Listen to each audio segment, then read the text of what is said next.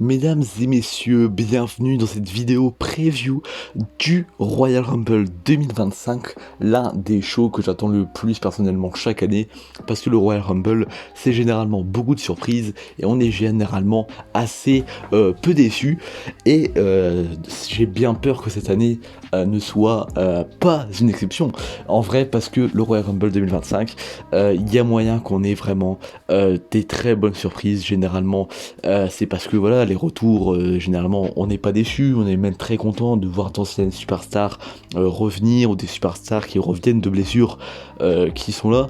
Et cette année, on a beaucoup de superstars qui sont blessés, et on a beaucoup de superstars qui peuvent débuter, que ce soit grâce à NXT, et donc le main roster, ou encore grâce à la TNA, où on a donc un partenariat qui a été signé en début d'année, et qui stipule que les superstars de NXT et les superstars de TNA peuvent apparaître dans le show de l'autre, et donc je suppose que ça marche aussi pour le main roster, et que donc si la WWE veut, par exemple Joe Hendry peut apparaître au Royal Rumble.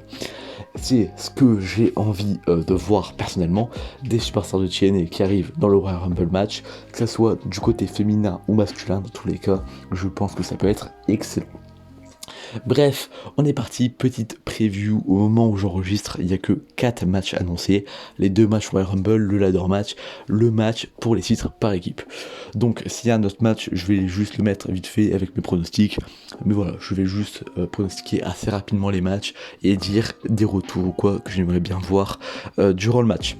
On va commencer avec le Royal Rumble match féminin, match que j'attends assez parce que j'ai pas vraiment de hâte pour le match. Donc généralement quand j'ai pas hâte de voir un match, je suis généralement surpris parce que je me dis ah bah finalement je pensais que ça allait être pire.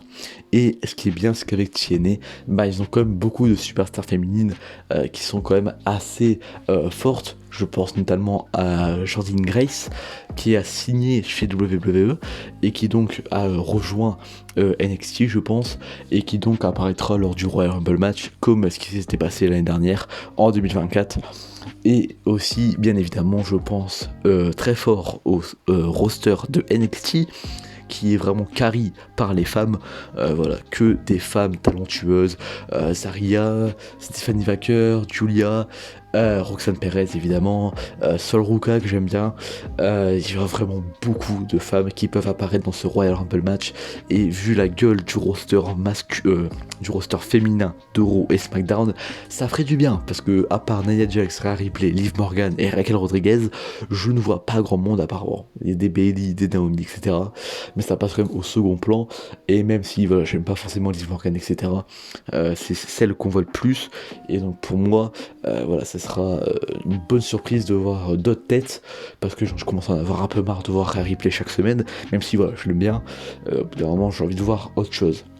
Et donc ce match féminin, à mon avis, on aura beaucoup de surprises, beaucoup de talents féminins de NXT et de TNA. Donc parmi les retours que j'aimerais bien voir, évidemment Jade Cargill qui pourrait faire un retour, ça serait très très cool. Pourquoi pas une Alexa Bliss qui apparemment commence à se rentraîner, il me semble qu'elle était enceinte, et donc voilà, elle commence à se rentraîner petit à petit. Il y a Carmella aussi, pourquoi pas, je crois qu'elle était enceinte aussi également, Carmella.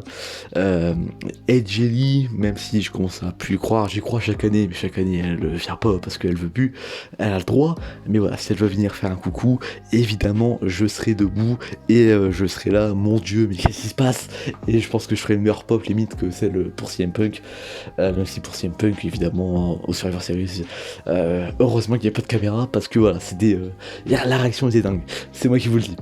Bref, pour les pronostics de ce match, pour moi évidemment, une des grandes favorites c'est Charlotte Flair. Charlotte Flair, donc ils ont déjà annoncé son retour.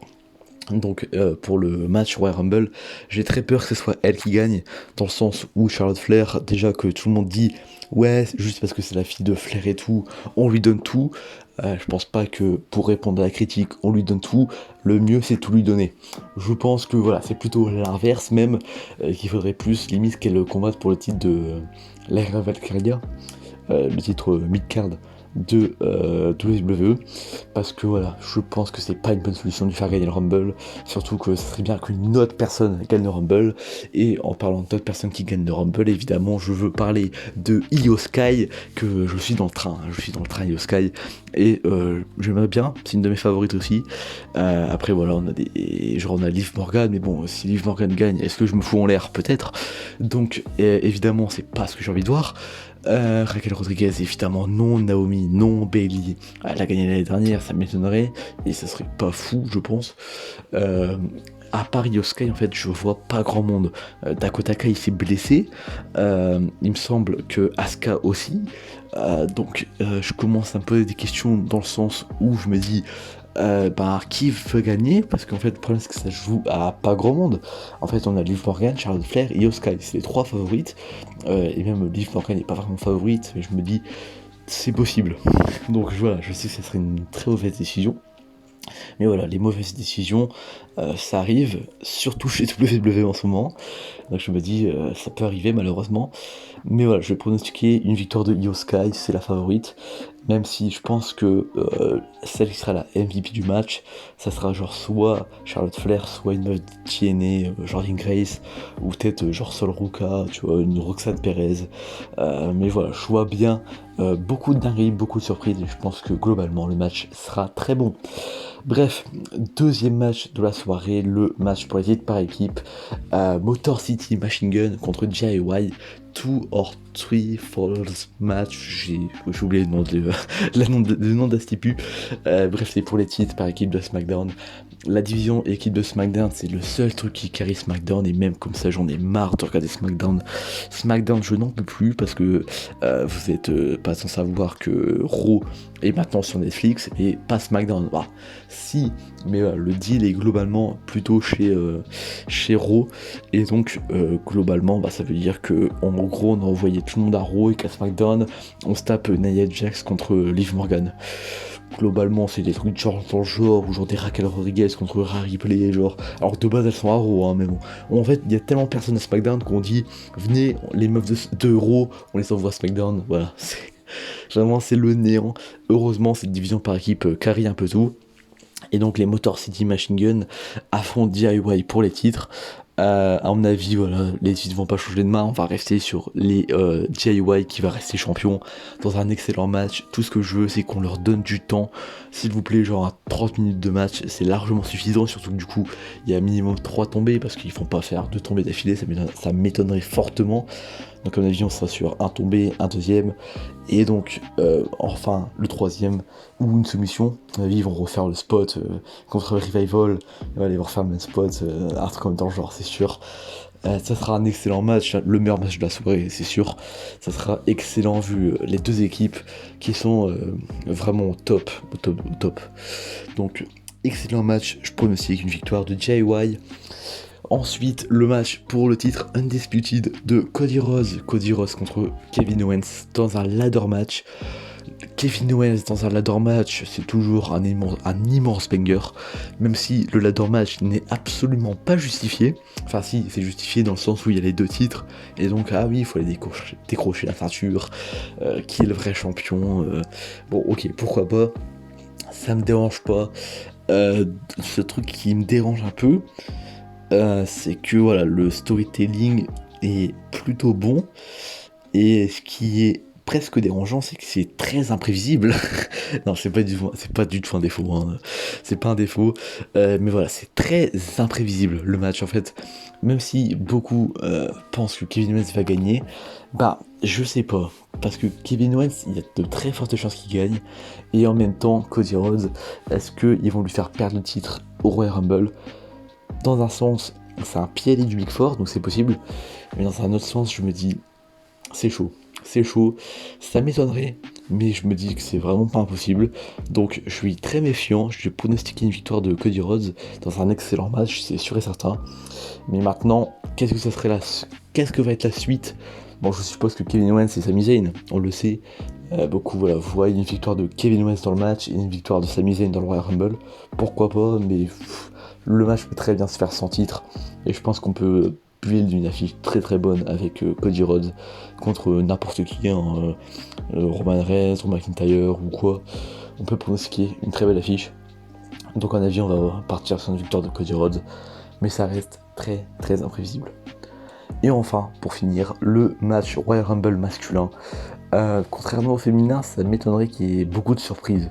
On peut avoir beaucoup de retours, beaucoup de débuts de NXT, mais à mon avis, vu la taille du roster qui est quand même assez folle, hein, on va pas se mentir, on n'aura pas beaucoup de grosses surprises, je pense. Et on aura genre un Joe Hendry ou quoi, mais je pense pas qu'on aura autant de surprises que chez les femmes. Donc niveau surprise, je pense que ça sera pas ça le match. Ce qui est plutôt, ce qui va jouer surtout dans le match, c'est le suspense, parce que là il y a énormément de favoris. Roman Reigns, Drew McIntyre, Sami Zayn. L'un des favoris, ça reste Roman Reigns, ce qui me déplaît fortement vu que je déteste Roman Reigns. Non, plus sérieusement, j'aime pas Roman Reigns de fou. Et déteste encore moins qu'il soit pas là en fait. Et en fait le seul problème c'est que là si on fait gagner Roman Reigns, j'arrête de regarder WWE. Honnêtement, hein, je pense que j'arrête de regarder, parce que ça serait du foutage de gueule que le mec vienne jamais et qu'on lui donne le Royal Rumble, alors que vraiment ce qui hype le match c'est Polyman. C'est quand même dingue que même si c'est son manager, donc c'est le but d'un manager, c'est quand même... je trouve ça, pour un mec qui est censé être face, ne jamais venir et laisser son manager tout faire, j'y arrive pas. Même s'il y en a qui vont me dire non mais il est pas face, si il est face, sinon il affronterait pas Solo Sikoa, il affronterait pas Jaco Fatou, il se remettrait pas avec Jey Uso, qui est la superstar la plus over du roster. Voilà. Même s'il dit oui j'aime ma famille, je la protège, non tu la protèges pas vu que tu les laisses se faire défoncer chaque semaine à Raw, tu fais rien, et à la limite tu fais un tweet ou deux pour dire ouais je suis au Royal Rumble. Bref, on change de sujet, on peut parler aussi de John Cena, qui est évidemment l'un des favoris, hein, je l'ai oublié, j'ai quand même oublié John Cena. Mais bon, John Cena qui est donc dans sa dernière année, dernier Royal Rumble pour lui normalement, et donc pourquoi pas une victoire, c'est un des grands favoris également. Je le vois vraiment pas gagner par contre, parce qu'à mon avis ils vont pas tout lui donner, à mon avis ils vont lui laisser le temps, hein, il va pas gagner tout de suite, et ils vont attendre beaucoup de temps avant de lui donner le titre, voire à mon avis le dernier mois. Voilà, je pense que limite son dernier match, ça sera un match pour le titre, et il va le gagner, mais il va prendre sa retraite au même moment du coup, puis ça sera la fin d'année. C'est ce que je pense qui va arriver. Pour moi le grand favori donc, c'est Drew McIntyre, qui a lâché une année 2024 incroyable, le MVP chez WWE, et c'est un homme qui mérite totalement d'aller chercher le Royal Rumble 5 ans après avoir gagné en 2020. Il peut largement gagner, aller affronter Cody Rhodes, gagner le match, devenir champion, pourquoi pas. Je pense qu'il peut aller affronter Cody Rhodes, c'est une possibilité, ou même aller affronter Gunther, si entre temps Gunther perd le titre, par exemple à l'Elimination Chamber. Par exemple, tu fais gagner Seth Rollins au Elimination Chamber ou CM Punk. Ensuite, tu fais CM Punk, Seth Rollins, tu rajoutes Drew McIntyre qui se rajoute au match. Et donc, tu peux avoir un triple threat match de dingue avec une victoire de Drew McIntyre. Mais pour moi, les plans sont simples. Je suis dans le train, Drew McIntyre gagne le Rumble et il devient champion à WrestleMania 41. Même si c'est pas le main event, parce que si Drew McIntyre gagne, ils n'auront pas le foot main event de la nuit 2, à part si c'est Cody Rhodes. Mais sinon, voilà, ils vont trouver un moyen de foutre Roman Reigns en main event, et ça me dégoûte. Mais voilà, faut faire vendre. Je peux pas leur en vouloir en soi, hein, c'est une compagnie. Ils gagnent plusieurs millions, ils font des affiches avec de l'IA. J'ai vraiment la haine contre WWE, hein, ça se voit. D'ailleurs, je ferai plus de récap AEW cette année normalement. On commencera avec Révolution normalement, enfin je dis normalement parce que je suis pas sûr non plus. Mais voilà, AEW je kiffe beaucoup plus, et je pense que Royal Rumble c'est un des derniers trucs qui, si le Royal Rumble est mauvais, je pense que ça va vraiment, mon envie de regarder WWE va vraiment diminuer, parce que c'est vraiment le truc qui me hype le plus. Et si c'est pas bon, bah j'ai envie de dire, je vais arrêter de regarder. Bref, c'était la petite preview du Royal Rumble 2025. N'hésitez pas à mettre vos pronostics dans les commentaires, qui vous pensez va gagner le Royal Rumble match masculin, féminin, le gagnant du ladder match, du match par équipe. Voilà, mettez vos pronostics en commentaire, abonnez-vous, likez, vous pouvez commenter, faites ce que vous voulez. C'était Platy, merci de m'avoir écouté, bye tout le monde.